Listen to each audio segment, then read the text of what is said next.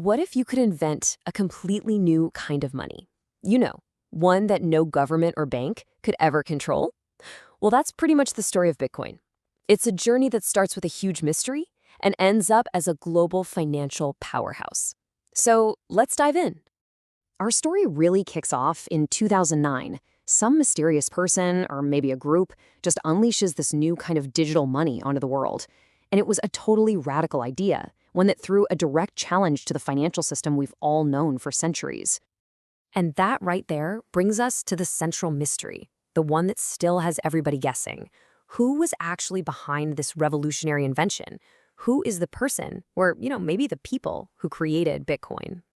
The only clue we really have is a name, Satoshi Nakamoto. So in this first section, we're going to dig into this mysterious creator and the incredible blueprint they released to the world. So who is Satoshi Nakamoto? The honest-to-goodness answer is we have no idea. This person, or maybe it was a group, only ever communicated through online forums and emails before they just vanished completely around 2011. And in a way, that anonymity perfectly backs up one of Bitcoin's core principles. The system was built to run without a central leader. This quote gets right to the very heart of the whole philosophy. See, Satoshi didn't just want to create digital money. They wanted to build a system where we don't need to trust a bank or a government to sign off on our transactions. It was all about putting financial power back into the hands of regular people. The first key idea came from the original 2008 Whitepaper, which was called Bitcoin, a peer-to-peer electronic cash system.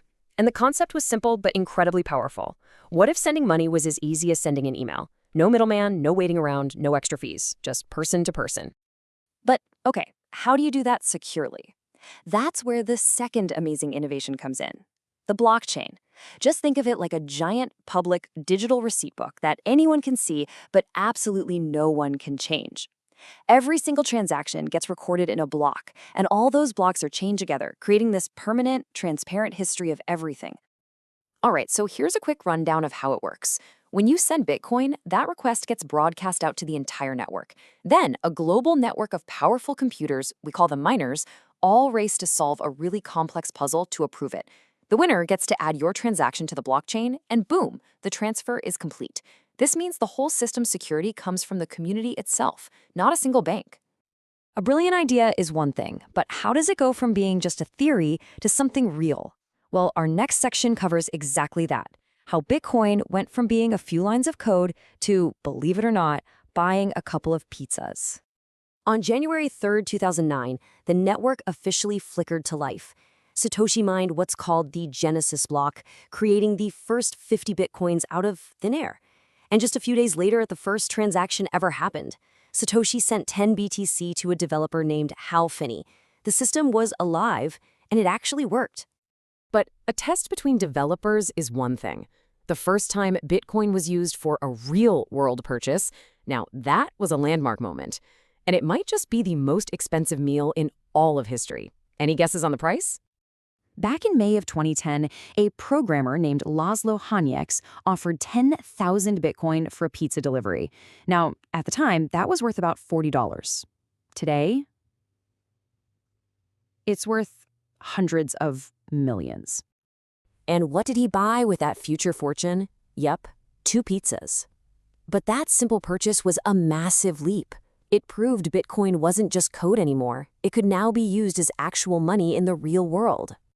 That pizza transaction basically kicked off a whole new era. We're now entering the Wild West years, a period of absolutely incredible growth, gut-wrenching volatility, and some major challenges that were either going to make or break this new currency. And it was a true roller coaster for sure. In 2011, Bitcoin hit parity with the US dollar, 1 for 1. By 2013, the price just skyrocketed past $1,000 for the first time. But with that kind of growth came incredible risk. In 2014, the biggest crypto exchange at the time, Mt. Gox, collapsed after a devastating hack, which really shook the community. And yet, the idea survived. By 2015, major payment processors started getting on board, proving that Bitcoin was actually pretty resilient. This whole period was really defined by a sharp contrast. On one side, you had tons of skepticism. A lot of people thought it was a scam or just a novelty, and very few businesses would actually accept it. But on the other side, you had this small but fiercely dedicated community of developers who just kept building, improving the code, and creating the infrastructure that would ultimately allow it to survive. Well, that persistence really paid off. And that brings us to the modern era, where Bitcoin transformed from a niche hobby into a globally recognized asset with a massive impact. Its identity really started to shift. Because they will only ever be 21 million Bitcoins created ever, people started seeing it less as something you'd use to buy your daily coffee and more as digital gold, a scarce, decentralized asset that you can hold as a long-term store of value. Today, adoption is happening at every single level. We see individuals using it for things like savings and investments. We see merchants accepting it as payment. We see massive corporations like Tesla adding it to their balance sheets. And we even see entire countries like El Salvador adopting Bitcoin as legal tender. It's now woven into the fabric of the global economy. Of course, the story isn't perfect, not by a long shot. Governments are still trying to figure out how to regulate it. Its energy consumption is a constant debate, and making it faster is a huge technical hurdle. But for every single challenge, the community is actively building solutions, from new initiatives for renewable energy mining to new tech like the Lightning Network. Bitcoin's story is clearly far from over. It all started with this vision for a peer-to-peer cash system, and it's evolved into something that looks a lot more like digital gold. So that leaves us with the ultimate question. What will its final form be? Well, that destiny is still being written, one block at a time.